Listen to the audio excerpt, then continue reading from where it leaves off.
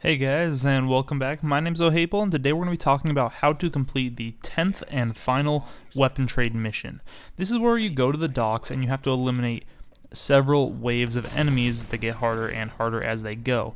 In order to get to this point, you will have had to have already found all 9 weapon crates, which unlocks the Spec Ops Goblin that you see me using here. It's a burst fire weapon, silenced. It's a lot of fun to use in situations like this.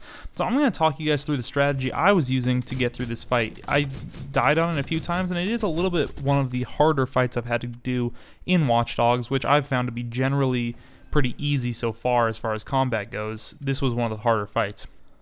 First thing, take out several waves of enemies with just the silenced goblin. Now that you have this unlocked, you can take out enemies at range without notifying the rest of the ones in the area. This really gives you a big advantage. You can just sit behind some cover, pick them off one at a time, and it makes this first round very easy. You see, you can take advantage of these explosive cans here in the center, making it all that much better.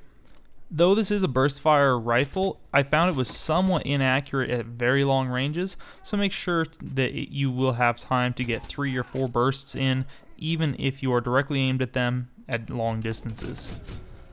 By staying in cover and using this silenced weapon, the first round is really easy. I'm not even sure if I took a single bullet this time. It doesn't have any challenge at all because they're all just walking around like targets for you to shoot at. More explosives. I just think those are kind of fun. They may not be the most effective way to kill some of these guys, however. And keep in mind, you can shoot through the floors of this upper area, and you will want to hold this upper area for the next 2 rounds for sure. Just make sure you're not getting shot through the ground. Now that I completed the first wave, I immediately took out my destroyer sniper rifle. I did a video on the destroyer, and I'll link it later in the end of this video, but if you don't have this, you can use the grenade launchers instead. What we're going to be doing is trying to take out their vehicles before they even get here.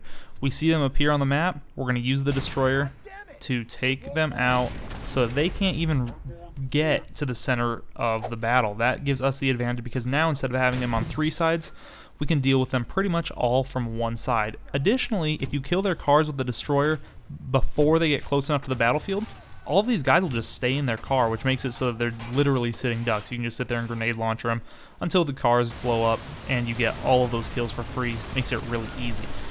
One of the cars I shot, it was disabled, but they managed to go along a little bit more, so I still had a couple extra kills to pick up. But this round was very easy using this method where you're sniping off those cars before they even reach you.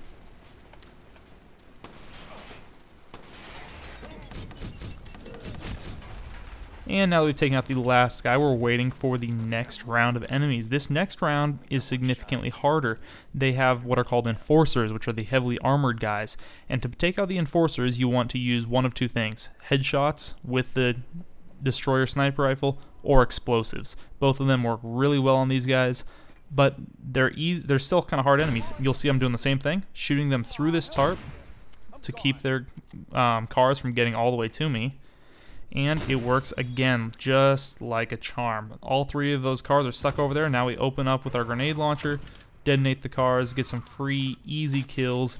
You'll see me trying to pick up some of these enforcer kills with the grenade launcher because they are extra prone to getting killed by explosives. That's one of the things that it even says about them in the game.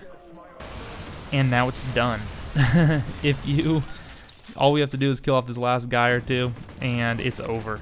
Now, if you weren't able to actually take out those vehicles before they get to you, if you weren't fast enough, this last battle can be a little bit more difficult because they do send several enforcers your way, and the enforcers sometimes will use LMGs, and once they've seen you, they will continue to hose you down even behind cover. And this light cover that you see me hiding behind here, they will be able to shoot through that and still be able to kill you. So make sure you're moving, make sure you're playing it stealthy, make sure you're playing it smart. You can go into the stealth or into focus mode, get those destroyer headshots, and that takes them out fairly easily. That was the last enemy. Now we get the achievement, the experience, and all of those boosts. I thought it was a lot of fun. This is one of the best battles I've had so far. I thought I'd help you guys out with it since I found this kind of unique way to deal with it that made it really easy. And make sure to like, favorite, and subscribe if you did enjoy the video. On the left-hand side of your screen, you will see the Destroyer Sniper Rifle Guide. That's the one we were using in this tutorial. You can find out more about that gun there. And over on the right-hand side is going to be our Gold D50 Guide. That is a gold Desert Eagle pistol in WatchDogs. It's a lot of fun to use. It's a really cool weapon. So make sure to check that out as well. As always, all of my social media links are down in the description, as well as my Patreon page, which we just launched. Make sure to check all those out, and I hope you guys have a great day. I will see you tomorrow.